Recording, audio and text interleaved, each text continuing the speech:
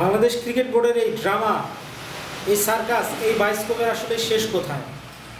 Tamim Iqbal, cricket board president Faruque আহমেদের এই প্রেমের গল্পর আসলে শেষ কোথায়?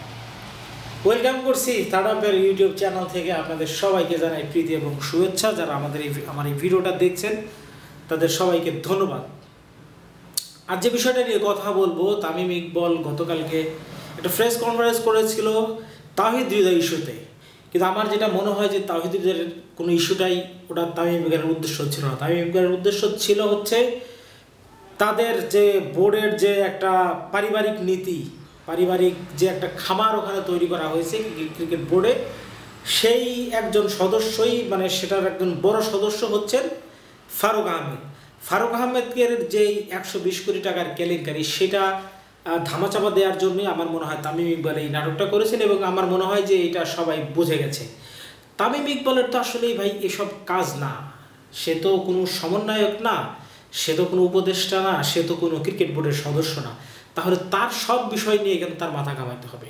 সব বিষয় নিয়ে কিছু হলে একটা প্রেস কনফারেন্স ডাকো, সমাধান করো। ভাই, তোমার যদি সমাধান করার এত ইচ্ছা থাকে, তুমি ক্রিকেট বোর্ডের সদস্য হও, তুমি ক্রিকেট বোর্ডের ডিরেক্টর হও, তুমি সরকারের উপদেষ্টা হও, তুমি জ্ঞানজাম বিষয়ক সমন্বয়ক হও, তাতে তো কোনো আমাদের সমস্যা নেই। কিন্তু তুমি কোনো পদে না থেকে, কোনো দায়িত্বে না থেকে তুমি এরকম চুলপাকনামি করবে, এটা তো আসলেই জাতির সাথে তামাশা করা। তুমি যতই চেষ্টা করো ফারুকের এই ধামাচাপা 120 কোটি টাকার ধামাচাপা দেওয়ার, এটা কিন্তু কখনোই তুমি দিতে পারবে না। জাতি এটা কিন্তু এই রহস্যটা কিন্তু টেনে বের করবেই। অতএব এগুলো বন্ধ করতে হবে। বাংলাদেশের মানুষকে এই জিনিসগুলো নিয়ে কথা বলতে হবে, এবং সরকারের যারা একদম ভালো মন মানসিকতার মানুষ, তাদের এই বিষয়গুলো নিয়ে খেয়াল করতে হবে। কারণ ক্রিকেট বোর্ডের কিন্তু ফিনান্সিয়াল দিক কিন্তু অনেক বেশি, তাদের অনেক টাকা পয়সা।